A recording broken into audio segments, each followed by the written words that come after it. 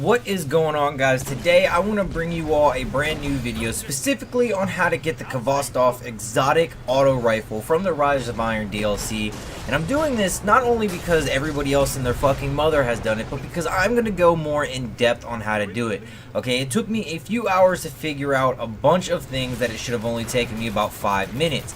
Alright, but anyway, I'm going to show you all just about everything I possibly can to make this go by as easy as possible for you, because this gun not only is fucking amazing, but is used by everybody in the Crucible. It is literally the #1 gun used right now in the Crucible. But for those of you who don't know, there are two ways to getting the KHVOSTOV quest. Alright, you can either start by dismantling the OG KHVOSTOV, which you get from your very beginning of the game, which if you don't have, you can either go start a new character or do it in the second method, which requires you to get a special relic splicer relay key thing. But I did it both ways just to show you all exactly what to do. So I obviously dismantled it, and it was the first way I had done it. But if in fact you get a key and you need to figure out where the fuck to go, as soon as you get out of patrol, yes, you're going to want to start up patrol, you're going to want to go to the right and hug the main building, because you're going to come across the room I just entered, and this will take you back to where you need to go. Basically the very beginning of the entire fucking game, okay? And that's like all the way from where you first spawned as a guardian.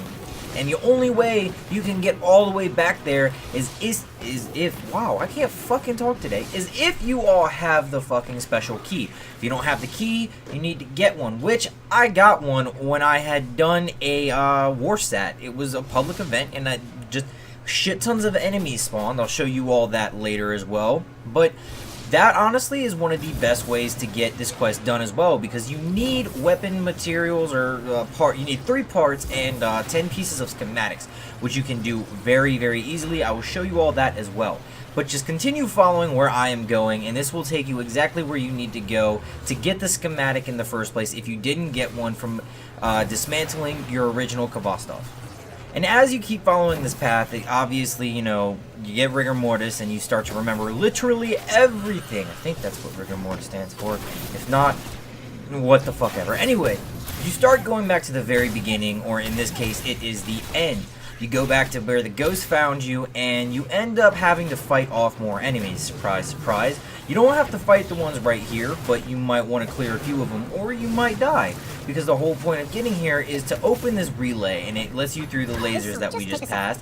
And once it opens up, it takes a few seconds, no big deal. You go straight through, you go out to the cars in which the ghosts actually find you at, but you keep going past it. You will see a big ass fucking ship, in which case you have to go up there, kill a bunch of fuckers, and then there's a chest there. Now, from time to time, there will be a boss there. He's nothing but a big ass fucking orb, Septus Prime looking motherfucker. He doesn't do a lot of damage, obviously, he just soaks a lot of damage, and he's very easy to kill, and I highly recommend popping a 3 of coins, because I believe it is a 100% chance drop rate for an exotic engram if you pop a 3 of coins. I popped one, my friend popped one, and hundreds of other people have popped one, and they all got one. I've never heard of somebody not getting an exotic engram from killing this guy. So, with that being said, once you kill him, it's fairly fucking easy. There's a chest in the back of the room to the right, and you just open it, and there you go, you get your schematic. Alright, and like I said, he does drop an exotic engram almost every single time. I'm just going to go ahead and say 100% of the time. But before you leave this room, go up the steps to the left, and there you get a fragment. There's one more that I will be showing you. You kind of technically passed it already, but it's no big deal. You can go and get it now or beforehand or whatever. But you're going to want to make your way back to the door you originally came out of. But instead of going through the door, what you're going to want to do is you're going to want to hug the right side of the map and go into that big opening that leads to literally nowhere, down to the far back, and crouch underneath some of the rubble, where another fragment will be waiting for you underneath of it. Alright, now that I have shown you where the 2 fragments are, I'm going to show you where to get all 3 weapon parts, simply because the blueprints are really easy to get. All you have to do is kill random fucking shit. But to get the very first one, I highly recommend going to the right instead of going to the left for the starting point. You would gonna go to the right and basically go get your new ship again. You're gonna go back to the hangar and you're gonna go into one of the far back rooms under some steps on top of a box will be your very first piece of weapon, armor, whatever the fuck it is that you need. Your weapon fragment thing. That. Sure, it's right here. I'm gonna shut up because I don't know what I'm talking about. It's a fucking weapon part. How hard is it to say? Anyway, after that, you're going to want to go basically do the Septus Prime Strike on Earth. You're not ever leaving Earth for this. Once you go there, you're just going to follow the strike like you normally would. I'm taking a shortcut because there's a big-ass gaping hole in the wall. And as you're following the strike like any other day, you're going to come across both of them. One of them is in front of the Spider Devil Walker thing because now it's a splicer one. It's a little harder because it doesn't want you to pick them up. But the second one is coming right up here. It's in that corner as you saw the icon. I walked past it because I'm a freaking fruit cup. But again, the third one is in front of the Devil Walker, which makes it kind of hard because he does hurt a lot. He doesn't hesitate to shoot you. You can sneak up on him if you are quiet enough, but I'm an idiot and decided to kill people. So it's kind of how it worked. I died a few times, but we're not going to talk about that. Once you actually get to the freaking room where the boss is, you're just going to want to jump over the building, and it's going to be right underneath of you, as you can see. And yes, they do hurt tremendously. You're going to want to do this as fast as possible.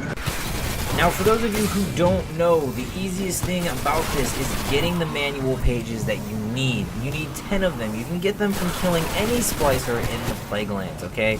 But it has to be either a splicer or a hive, I believe. I don't know if you can get them from anywhere else, but that's because I didn't give a fuck. I sat here and I did a war set, and I literally got all 10 of them from this single war set.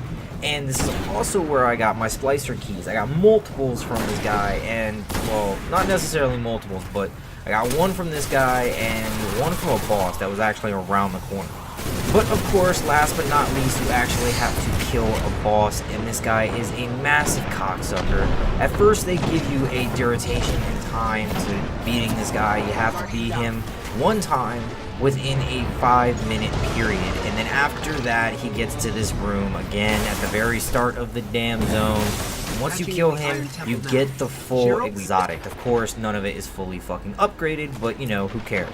And yes, this gun is actually that easy to get. It doesn't take more than an hour if you know what you're doing, which is why I went in depth to showing you all exactly where to go, because most of the time you're just running around looking for things in places that you can't find. It took me an hour and a half alone to finding the very beginning and starting point, okay? Like, nobody in any of their videos shows it, and it doesn't tell you on the quest. Obviously, it does tell you where to go, but getting back there, I should say, is a pain in the ass, especially if you don't remember from any of the previous quests that you have done, because it does take you there once. But again, it's hard to remember, so I just wanted to show everybody.